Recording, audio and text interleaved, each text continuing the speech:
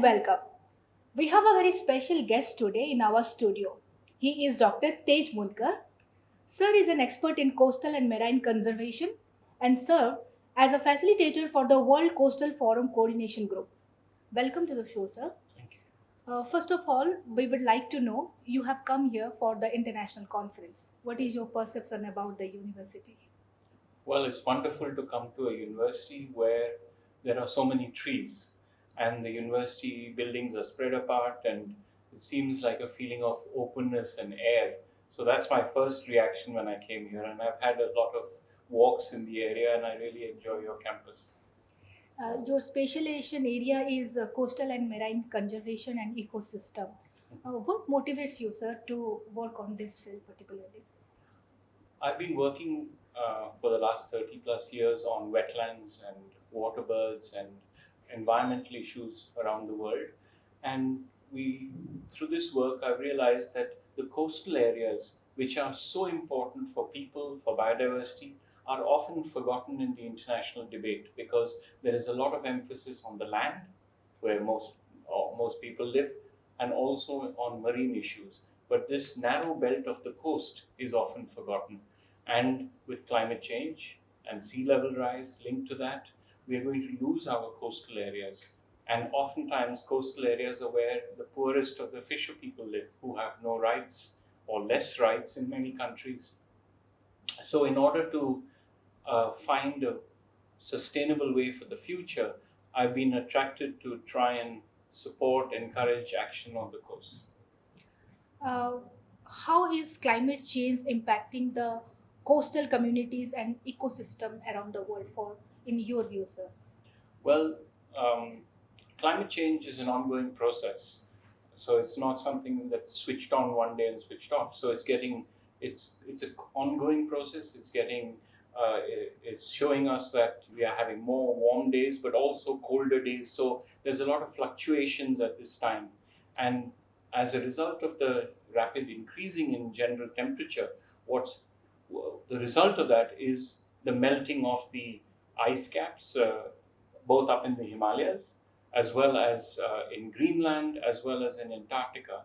And the direct result of that is the sea level is rising. So we call it sea level rise.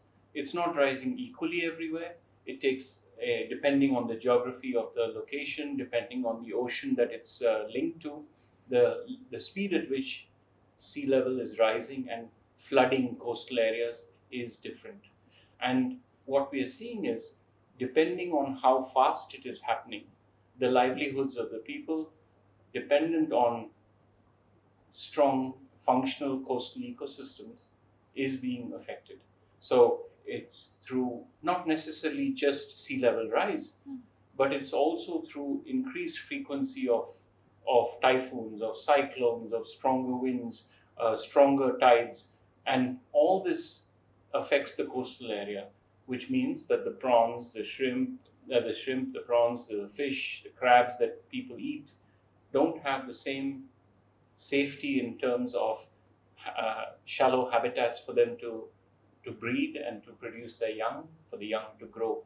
So catches are dropping around the world of all fish, inshore fisheries. And so protecting these inshore fisheries for the local community fish folks, as well as the people who depend on it, both in the coastal areas, but also far inland, is so important.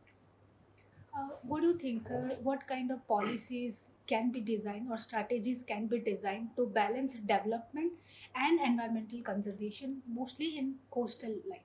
Yes. Well, it's a good question, and it needs a lot of thinking and discussion because the coasts are where, as we now understand, over 40% of the world's population around the world is concentrated. The biggest cities in many countries are on the coast. That's because they are well connected by sea and by rivers and by land, inland. So they are centers of population growth. And that means you've got urban infrastructure development. With that comes industries, comes ports for the transportation, and all these have pressures on the land, on this narrow coastal belt. So we need to be working with different government agencies to find common policies that benefit all the stakeholders. We need balanced growth, balanced development, because this growth has to be sustainable for not next 5 years and one election cycle, but for the next hundreds of years. And unless we start looking forward and ensuring that the future generations and the current generations can benefit from the planning, it will not work out very well.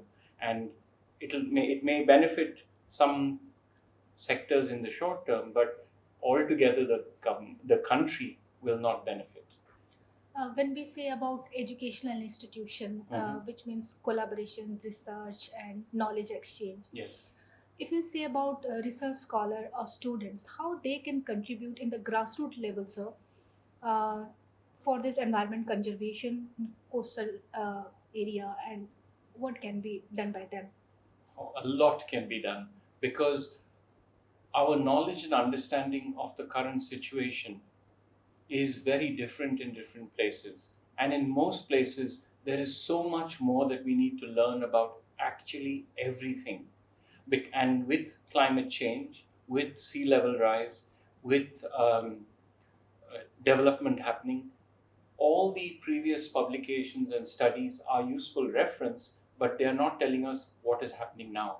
So we have to, on the long term, continuously monitor what is happening in order to inform best policy options. So research by researchers, by students, by project through projects in the various departments is critical in getting an understanding of how human communities are using coastal areas. How is that changing? What is happening in terms of fresh water? How is it? How is the coastal currents changing? And what can we do to ensure that the safety of the communities in where they are living now and where they will need to live in the future with sea level rise is balanced with the needs for the environment, because we depend on the environment. If we don't have a good environment, we don't have a good life. So there's so much research opportunities for students. You have been, as an expert, you have been a part of this international conference. Yes. You must have seen some of the presentation and expert talks. So, what is your takeaways from this conference? I'm learning every day, and this conference for me is an opportunity for learning about how the new studies are happening in the different fields, because being an interdisciplinary issue, my knowledge, my understanding is limited, and I'm learning through the latest research being published and presented by the students and by the other presenters. What is the situation in the Himalayas, in the Hindu Kush? How is that changing? What is happening on the coast here in Orissa? Just so many things I've been learning through these presentations. It's wonderful. I really feel that having such multidisciplinary conferences help to ensure that we are dealing with issues in a more holistic manner rather than a sectoral manner. And I hope that the students who are participating in this, regardless of which department they come from, also have the same takeaway that you can't just study one subject and think you can continue in that field, because everything is interconnected. Thank you so much, sir, for this wonderful and insightful discussion with us and sparing your valuable time with us. Thank you so much. Thank you very much. Thank you.